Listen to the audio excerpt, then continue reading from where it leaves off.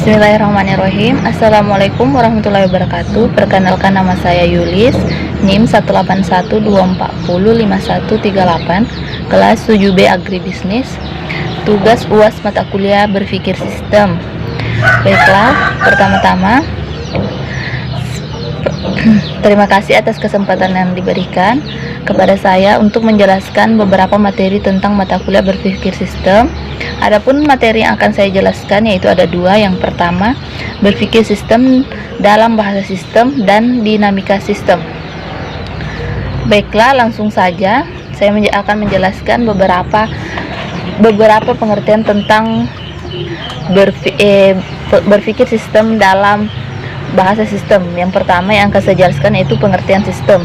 Jadi, sistem adalah sebuah objek analisa yang memiliki komponen atau bagian yang saling berinteraksi dalam suatu aturan-aturan tertentu untuk mencapai sebuah tujuan. Sistem sebenarnya adalah sebuah kelompok yang ketika bekerja seperti seharusnya akan memiliki ciri sistem yang berbeda dari ciri-ciri komponen-komponen pembentuknya. Tidak semua komponen adalah sistem, terutama jika tidak ada ciri khas yang baru muncul ketika kelompok bekerja.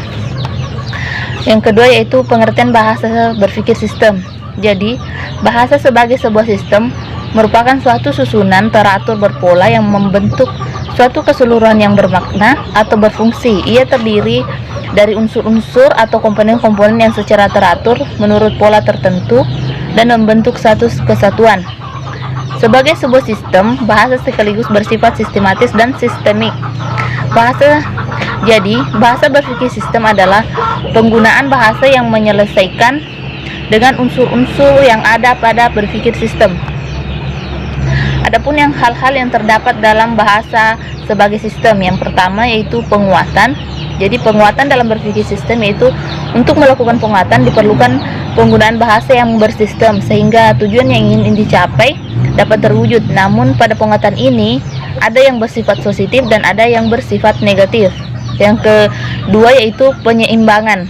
Jadi, keseimbangan adalah hal alamiah manusia yang selalu melawan keseimbangan ini dan harus membayar ongkosnya dalam sistem. Menyeimbangkan putaran adalah proses koreksi untuk menjaga tujuan. Contohnya dari penyeimbangan yang biasa dilakukan oleh suatu perusahaan adalah penyesuaian keseimbangan kas yang dimiliki oleh suatu perusahaan. Yang kedua yaitu penundaan. Jadi, penundaan atau delay menunjukkan sistem yang mempunyai agenda sendiri. Penundaan adalah titik-titik dalam rantai pengaruh memerlukan waktu yang sangat lama untuk terlaksana jarak waktu antara sebuah intervensi atau sebab dengan hasil atau akibat. Digambarkan dengan garis lengkung yang terpotong, misalnya penundaan pembayaran utang yang dimiliki oleh suatu perusahaan. Jadi mungkin itu saja yang bisa saya jelaskan tentang bahasa sebagai sebuah sistem. Yang kedua saya akan menjelaskan yaitu apa itu dinamika sistem. Jadi dinamika sistem adalah sekumpulan variabel yang pada sistem yang kompleks menyebabkan terjadinya hubungan sebab akibat dalam putaran umpan balik di mana semua variabel saling berinteraksi. Adapun tujuan dinamika sistem membantu seseorang memahami struktur sistem yang kompleks sehingga dapat memperkirakan kapan harus melakukan intervensi dan dapat memastikan perilaku struktur sistem agar cocok dengan tujuan akhir.